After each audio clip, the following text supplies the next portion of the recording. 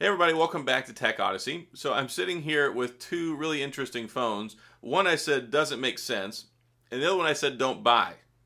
And I've got both of them. So it goes to show you my own advice. But anyway, the reason that I have them is because I wanted to review them for you guys. And here's the thing. I've got the S21 FE and the S22 Plus. Both of them are very good phones. The reason I said the S21 FE doesn't make sense is because they launched it right before the S22 came out, and they sold it at $699 when the S22 was $799, so only a little bit more money to get the latest and the greatest and the better cameras and all that jazz. And then the Pixel 6 was $599. So peculiarly, man, that's hard to say. I actually had to do that take like 4 times. Peculiarly. Eesh. That's a hard one to say when you're talking and recording. Peculiarly, yes, they launched it at $699, and yes, you can get some deals and trade-in specials and all that stuff, but when you look at where it's bookended and the timing, it just didn't make a lot of sense to me. It was supposed to come out a couple months earlier. Maybe that would have helped out, but anyway, it actually is a good phone, and I've been enjoying using it. And then enter stage left, or stage right, whichever it is on your screen, the S22 Plus. $999, 1080p phone, doesn't have the bigger camera, doesn't have the better screen like the S22 Ultra does. I just have a hard time buying off on that because I feel like it should be a little bit more premium at that price point. So it puts you in kind of a conundrum because if you want a bigger phone, these are kind of your two options when it comes to Samsung. So the S21 FE, Snapdragon 888, very good, very good processor. It's got 6 or 8 gigs of RAM starting at 128 gigabytes of storage. It has slower charging, 25 watts instead of the 45 watts. It has the lesser processor. Of course, it doesn't have the Snapdragon 8 Generation 1. Has the 12 megapixel camera on the back instead of the 50. And there's just a couple other things here and there that make it a lesser phone because they did that by design. They don't want you to go out and, okay, let me buy this one instead of this one. If the S21 FE is so good, why should you buy the S22 Plus? And quite honestly, I think you kind of ought to buy the S21 FE, especially considering they've had a lot of deals on it. They've lowered the price a lot of places, and they've had some good deals, especially if you do trade-in stuff as well. The S21 FE is a really solid phone. The cameras are not quite as good as I would like for them to be. They're kind of feel like about 2-year-old cameras, and there's only so much that they can do with the processing, the computational photography, and all that stuff. The S22 cameras are definitely quite a bit better, but you're getting this for at least $300 cheaper, and that's a big thing to take into consideration because a lot of people don't want to spend $1,000 on a phone. Even though we have all these $1,000 phones now, there's still a lot of reasons to not spend that much money because you can get so many really good phones at much cheaper, i.e. the Pixel 6 at $599, S21 FE at $699, which I've seen it, I got it for $599 because I got a $100 gift card from Best Buy when I bought it. So $599 is one heck of a phone, and that puts it about $400 cheaper than this guy. So is all the stuff in this guy, the S22 Plus, something that's more of a compelling argument to go out there and buy? And honestly, I kind of have to say no. They both have very good sized screens. Of course, you get the 6.4 inch with the S21 FE. You get the 6.6 inch here. However, that extra 0.2 inches does make a little bit of a difference. It's not going to be anything you're really going to notice with your eyes. I really feel, though, that the 6.6 has to have a Quad HD Plus just because of the pixels per inch and the size of the screen.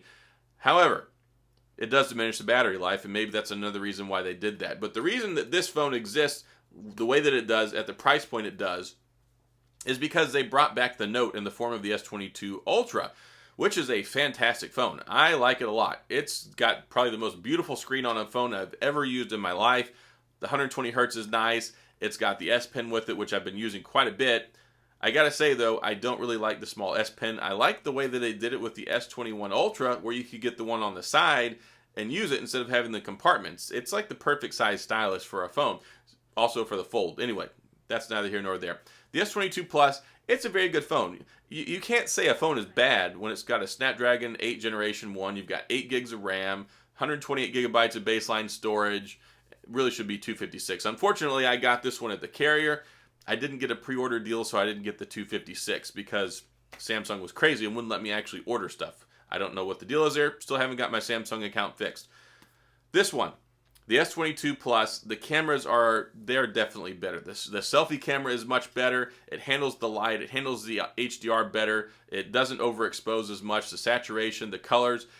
there really is a big difference there. So if you care like a whole lot about selfies and you care a whole lot about that, definitely want to take a look at the S22 Plus, or maybe even consider the S22, other than the fact that it has a substantially smaller battery, which just isn't quite enough at 3,700 milliamps.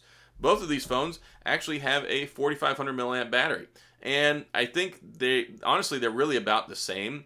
There is a slight offset because the Snapdragon 8 Generation 1 is slightly more battery efficient, relies a lot more on the AI, machine learning, all that stuff. All the adaptive stuff that these phones have built into them help out quite a bit. So still though, when you're using a lot of on-screen time, there's just really no way around that, and it does kill the battery faster. But thankfully, both of them have a 4,500 milliamp battery. I think that's the perfect size for both of these phones because as you can see, they're very, very, very thin. They've got nice form factors on them. The S21 FE is actually better for one-handed use. It is a little bit on the thinner side. So if you put these, you put it like right on top of each other, it is just slightly less wide. The S22 Plus is wider, but of course that 6.6 inch screen comes into play. It is nice though. I gotta say, the screen on the S22 Plus is very, very nice. Of course, the screen on the S21 FE is good. I do feel like just in using both of them though, I think that the quality on the S22 Plus is just slightly better. So overall, it's a very enjoyable phone. If you don't want to spend the $11.99 and get the Ultra, and you don't want to get the S Pen and all that stuff, maybe you might want to get the S22 Plus. And I have a hard time saying that because my problem here, a lot of it's principle. And if you watch my videos, you know I'm a principle guy, right? They took the S22 Ultra and turned it into the Note. A lot of people don't want that, and you can look at it by straight up numbers. The Note 20 Ultra only sold, I think it was like 5 million phones. Like, it didn't really sell a whole lot. Versus the S21, all the S21s combined sold, I think, about 23 million phones. So they definitely sell a lot more of the S-series phones than the Notes. So they decided, okay, we're going to pass on the Note. We're going to combine it with the S22. But then that leaves people who want an Ultra phone on the S22 series out in the cold, high and dry, because you don't want a boxy design, you don't want a Note, you didn't want the S Pen, you don't want to pay extra money for it. Thankfully, they did keep it at $11.99, which is the only redeeming factor there for me.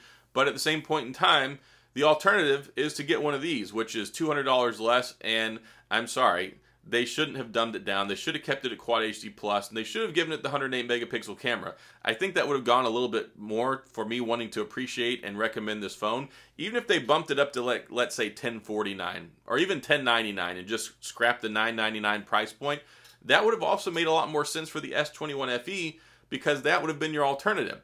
The S21 FE is no slouch. It has a Snapdragon 888, which is only maybe about 15% less powerful than the Snapdragon 8 Generation 1, and you never feel it. You can basically not tell the difference. There is one key difference, though, that I do want to talk about that makes the phone experience better for me, and that is the haptic feedback. The haptic feedback motor in the S21 FE is okay, but it is not nearly as good as the one in the S22 Plus. The S22 Plus has phenomenal haptics. It's really enjoyable to type on, and it's just a nice experience. Again, a lot of the reasons why I said don't get it, they're very big principal points for me. I don't like the way they handled this launch. I don't like what they did to the S22 Ultra. I don't like what they did with this phone. So, as far as enjoyment, though, it's a really nice phone. But if they were going to sell it this way, they should have sold it for like $899. And maybe they could have sold the S22 for $749. But then, you know, it would have messed with the S21 FE. There's so many problems that they created by launching the S21 FE at $699. But I got to tell you, by and large, for most people, I'm going to recommend the S21 FE over the S22 Plus because you get so many of the benefits. Could you imagine? This is basically an S21 Plus is what it is. It's essentially an S21 Plus. We're talking about a year later, you're going to get all the same level of support. Samsung has extended now where you get 4 years of operating system updates and you get 5 years of security patches for both of these phones. And this one came out basically 4 weeks before this one did. So it puts you in a very good position. You get all the great benefits of a Samsung phone. You still get DeX with both of them. So that's also a big selling point. And it's a good phone. I've really enjoyed using the S21 FE, and it's $699, especially if you can get it for effectively $599 like I did. It's about the best Android phone out there on the market. It competes directly with the Pixel 6, and it doesn't have all the bugs and the problems people have experienced, and you get longer support for the operating system. So for me, if I were to go out and buy one and spend my hard-earned money on it, I would buy the S21 FE over the S22 Plus. Again, though, I don't want to discredit this phone from an operational and from an enjoyment experience. It's a really good phone. It really is. But as a tech reviewer and as somebody who advocates for the consumer, as somebody who really cares about principle and the way that companies do business and how they present these phones to us, I just have some major headaches and some heartburn with how they handled the whole thing with the S22, the Ultra, and what they did with the Plus. But the cameras on it are top notch. You get basically the same experience other than the primary camera you do with the Ultra, because the Ultra, of course, has the 108 megapixel camera, that 100 times zoom, and that 100 times zoom is amazing. It was kind of gimmicky with the S20 Ultra. They improved it a little bit with the S21 Ultra, but the S22 Ultra, by gosh, takes some amazing photos, especially out at the long range, 108 megapixel, 100 times zoom. It looks glorious. So that's kind of why you might want to pick up that one instead of the S22 Plus. So if you're going to get a big boy phone, I say probably get the S22 Ultra. If you don't like the S Pen, you don't have to take it out of the compartment, but I think it does come in handy at some points. And then if you're really considering getting a bigger phone, I think the 6.4-inch form factor is basically ideal. I like the 6.1 in the S22, but if you bump up to the 6.4-inch, this one ergonomically, you put a case on it, it's still very comfortable and one-handed, easy to use. Very thin, very enjoyable to use, and it's several $100s cheaper than the S22 Plus, and it's going to give you almost exactly the same day-to-day experience, minus a couple little things like the haptic feedback and the cameras, and it just doesn't charge as fast. But overall, that's kind of my deal with this phone. S21 FE, I would pick it over the S22 Plus. But again, if you want to pick this one up, and this green color is absolutely gorgeous. Also, you get the textured back on the S21 FE. Sorry, I didn't mean to flip you off there. You get the textured back on the S21 FE. It really is a nice, well-designed phone. So that's all I've got. If you have any questions or comments, please feel free to leave those down in the comment section. I'll get back with you. If you enjoyed the video, please hit the like and the subscribe button and the little notification bell if you want updates when new videos come out. And as always, thanks for being here. I appreciate you watching, and I'll see you guys next time.